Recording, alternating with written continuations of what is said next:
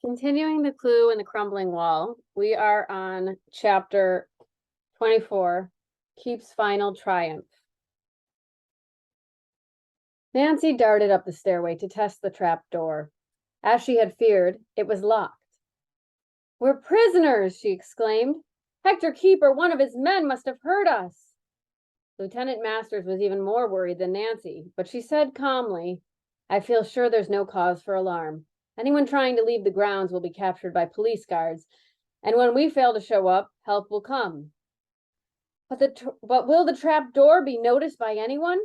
Nancy asked dubiously. "Then, hopefully," she added, "perhaps I can find another exit." While Lieutenant Masters remained with Floriana, she searched the various cells. No exit could be found. The only openings were the high grilled windows. Honestly, it just sounds like a psychiatric hospital. Nancy carried her discouraging report to the young officer. "Miss Masters, have you a police whistle?" she asked, struck by a sudden idea. The woman nodded. "Yes, and a gun too." "Then maybe we can get out of here. By standing on my shoulders, you should be able to reach one of the windows and signal for help." Leaving Floriana sitting on the steps, Nancy and the policewoman stepped into the nearest cell. Lieutenant Masters was not a heavy woman. By standing on Nancy's shoulders, she reached the window, partially supporting herself by clinging to the iron grills. She blew a dozen shrill blasts with the police whistle. "Hope that'll work," the officer said. "If not, I'll try firing a few shots." She dropped lightly to the floor, wondering how long they might have to wait. Neither she nor Nancy was confident of being found soon. In fact, they were very worried about the little lady whom they had rescued and who again had become a prisoner, together with themselves.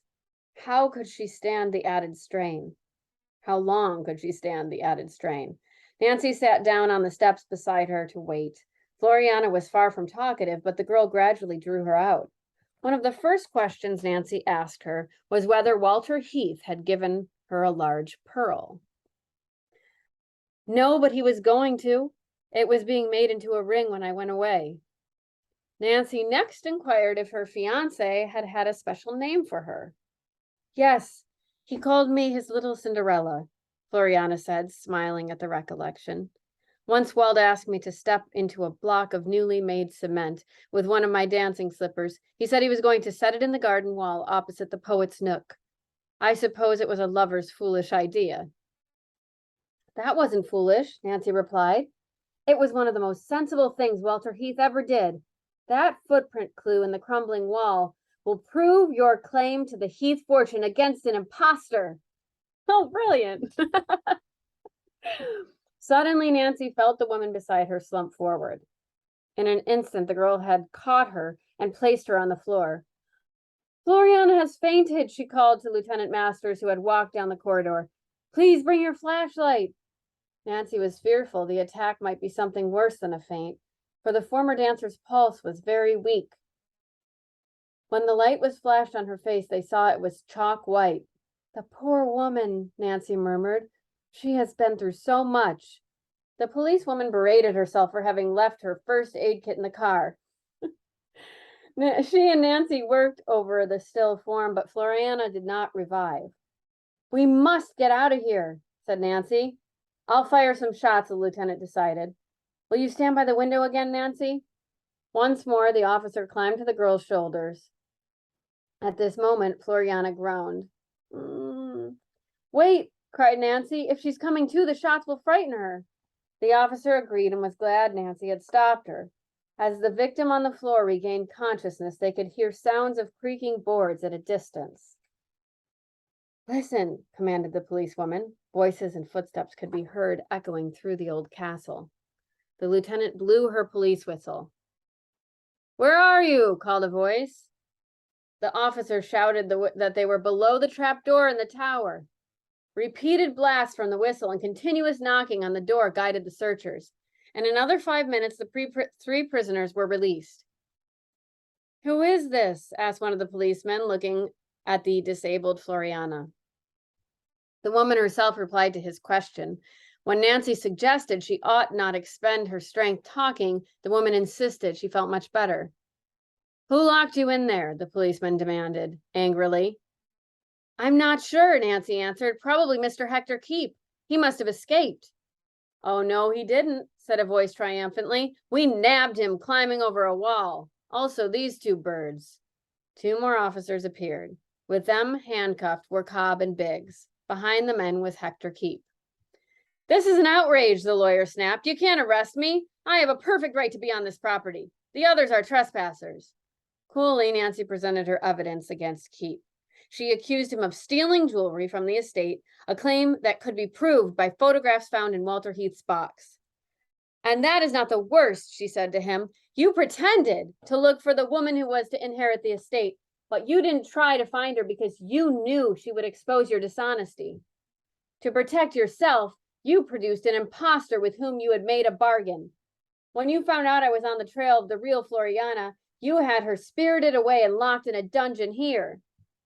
"Ridiculous!" cried Keep furiously. "Lies, lies, nothing but lies." The crooked lawyer had not yet seen Floriana, who was seated on the winding stairs in the tower. Playing her trump card, Nancy now stepped aside. Speechless, Keep stared at the disabled dancer. "So what?" he demanded after a moment. "I had nothing to do with bringing her here. And she can't prove she's the missing dancer. Just look at her." "Oh, yes, I can prove it," Floriana retorted with spirit. "The imprint of my dancing shoe is embedded in a wall at Heath Castle. Furthermore, I still have the slipper that made the imprint." "What's that got to do with it?"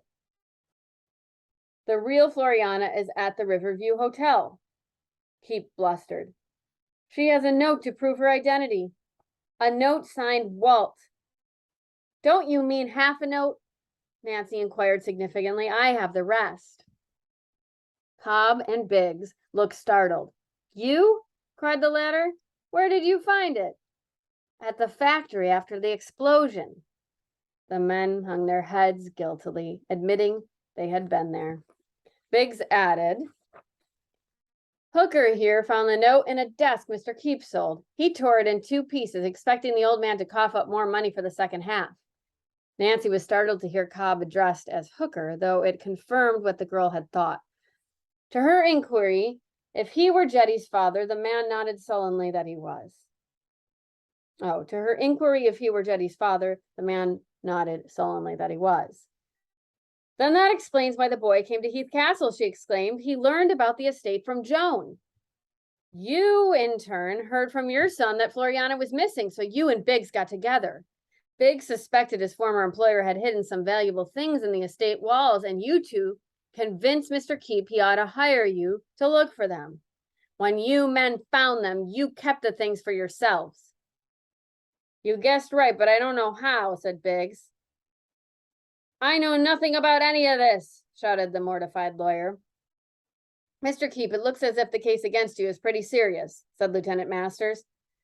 "I tell you, I never saw these men before," Keep insisted, "nor that disabled woman either. Now all of you get out of here." For a long second, there was silence. Then slowly, Floriana got to her feet. Her eyes ablaze, she pointed a finger at Keep, saying, "Arrest that man! Arrest him for kidnapping!" The wily lawyer's jaw dropped. Then he recovered himself. "The woman is crazy!" he shouted. Oh, the old crazy, offensive. "The night you came to my farm and brought me here, you wore a disguise," said Floriana accusingly. "At first I didn't recognize you, but your voice, I know your voice." The former dancer's eyes burned with hate as she added, "I shall prosecute you to the fullest extent of the law for Walter Heath's sake." Hector Keep knew he was beaten. There was too much evidence against him. But he would not give up the fight yet. Fairly hissing as he spoke, he looked straight at Nancy Drew and cried out, "If you had minded your own business, there wouldn't have been all this trouble. But you needn't feel set up over it. You think there are treasures and money for Floriana. You're wrong. There's nothing in the estate, not 1 penny." That's the end of the chapter. Oh, dear God.